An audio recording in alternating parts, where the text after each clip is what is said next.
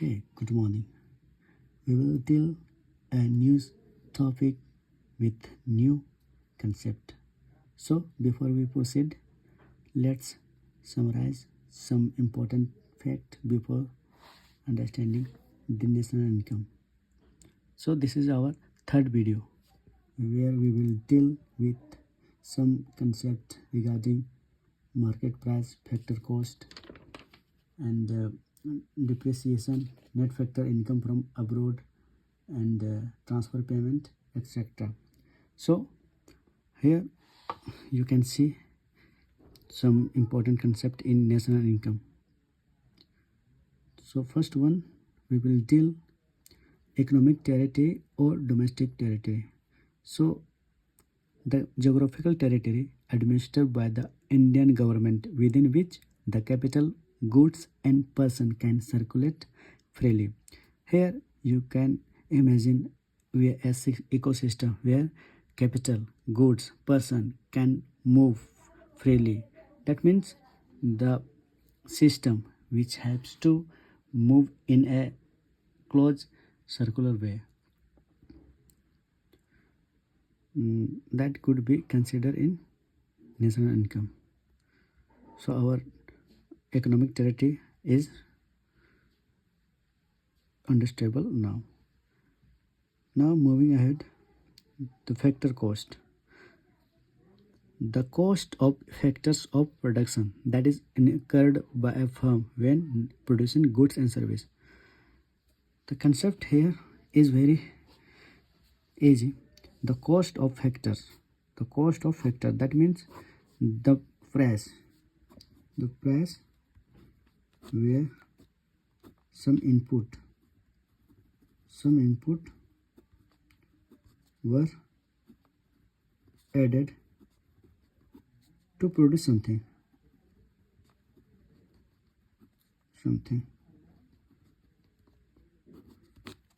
is called factor cost. That means the money and other investment made by producer for their farm in a territory, that is called factor cost. Now factor cost is when we put in a nutshell, we can say that in a equation factor cost equal to market price minus net indirect taxes. Net indirect taxes means indirect some taxes which were added indirectly, and some subsidies provided by government is called net indirect taxes. That means it has to be subtract from indirect taxes by the subsidies. Looking forward, our another term is depreciation or consumption of fixed capital. So we will learn how it is calculated. Now we will understand depreciation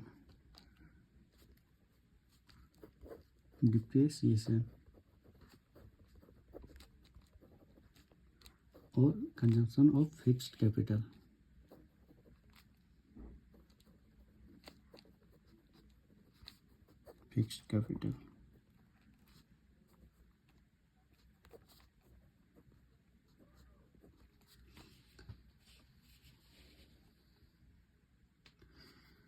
Depreciation means something which is degraded. That means some loss occurred of or in value of fixed assets due to wear and tear. That means something has degraded, accidental damage or obsolescence. That means it has lose their values in time. Now it could be understandable in equation.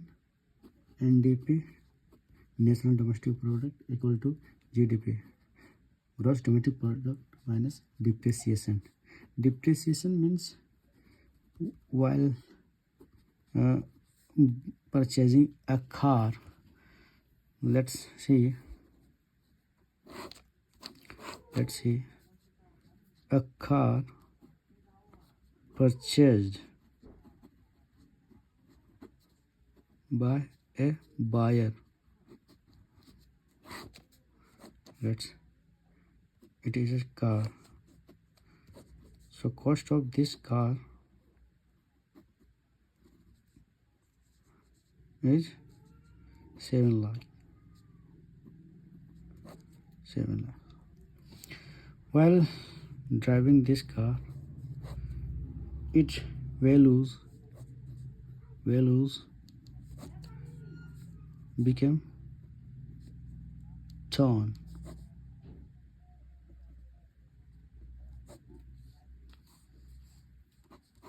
Since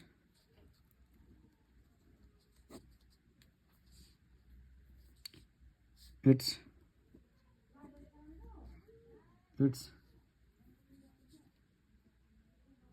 parts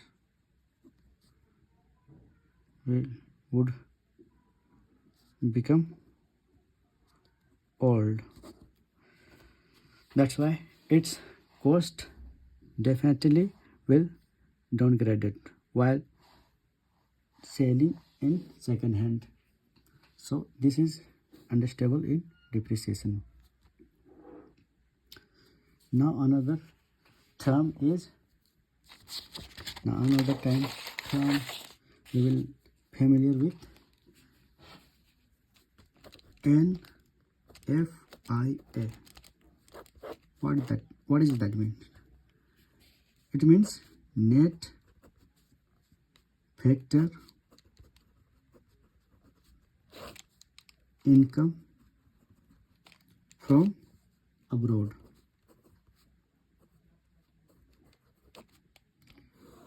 So we will understand. Well, some factor income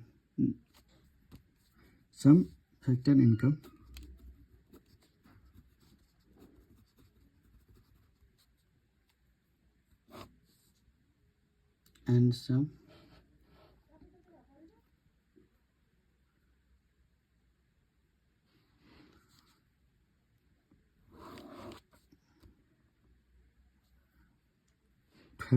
factor income earned by a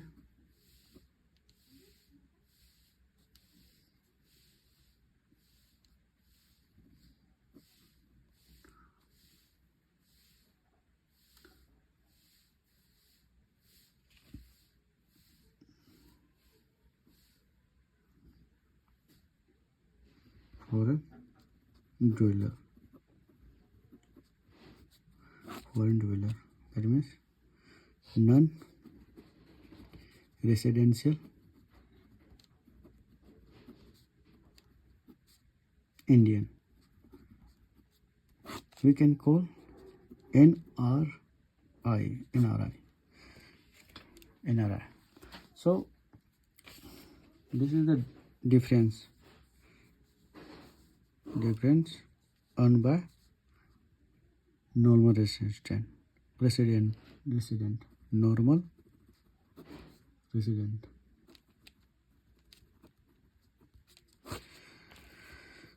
Let us understand this topic by an example.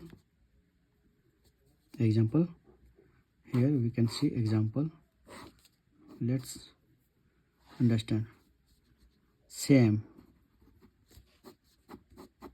who is living in some foreign country, foreign place. Let's say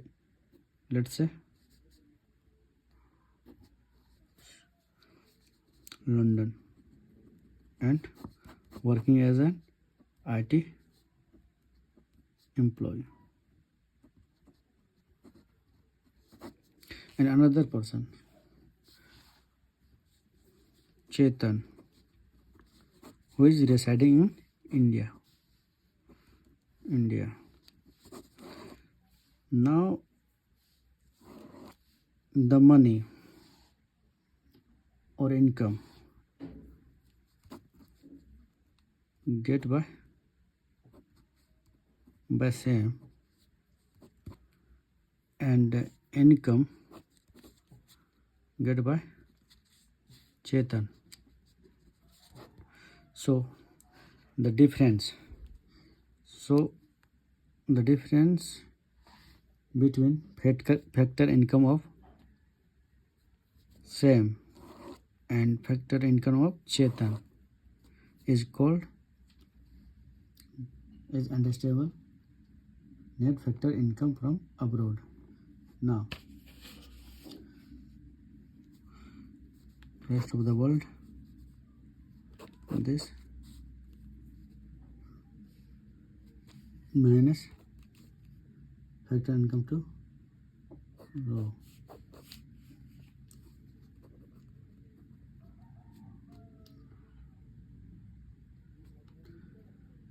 Okay, so this is called factor income.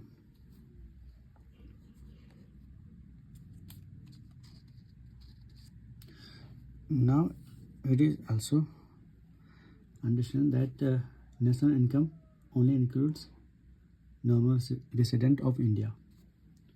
Now another term, transfer payment.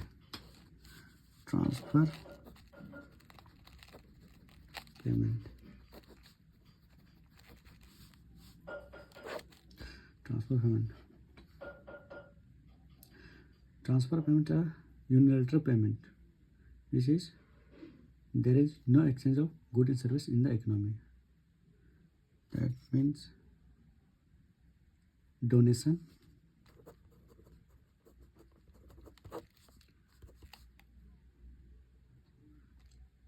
pension,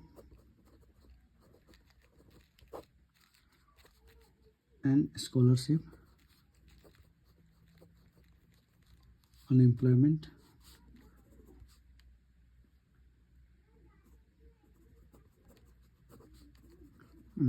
compensation,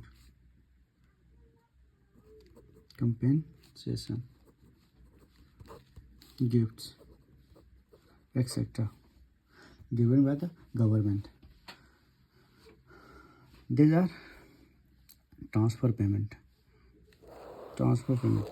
We can say that these are provided by government to reduce some difficulties of the poor person. That's why it is given by government. Transfer are not included in national income. It is not included in national income. It is not included in national income.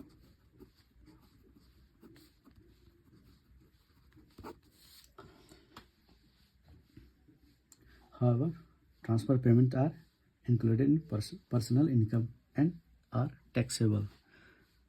So, while getting some money by government, given by government to a person, let's say 10,000. If his income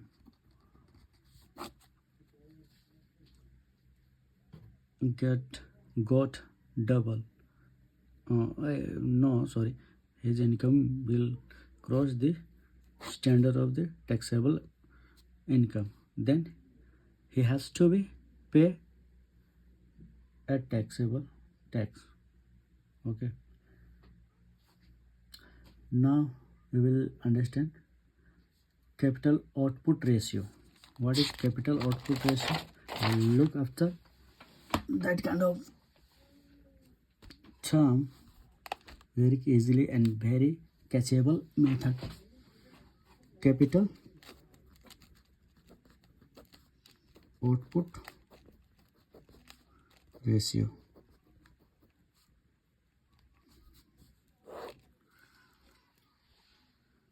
Capital output ratio. When we deal that kind of term, here the amount of capital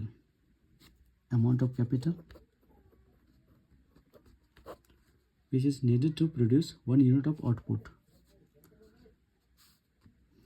1 unit. Some output is called output capital ratio. Here ratio means what? In this term the given words were capital and output. The ratio of capital and output. So in simple term it is capital output ratio equal to capital by output. This will help to understand how much to produce, and it is considered while in GDP to compute it. Then we can easily understand that how capital output ratio is always desirable. So we will understand taking by an example. Let's say that a person to produce 50 units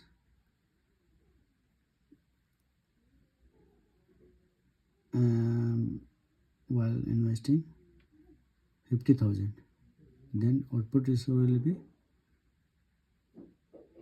1,000. Okay, so we can say that when the ratio is higher, more capital is required and less efficiency of productivity is there in the economy, and vice versa. Another term is incremental capital output ratio.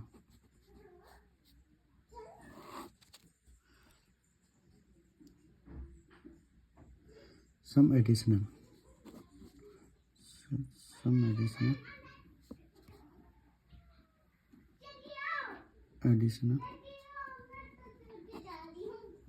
unit of capital or invested is called incremental capital output ratio.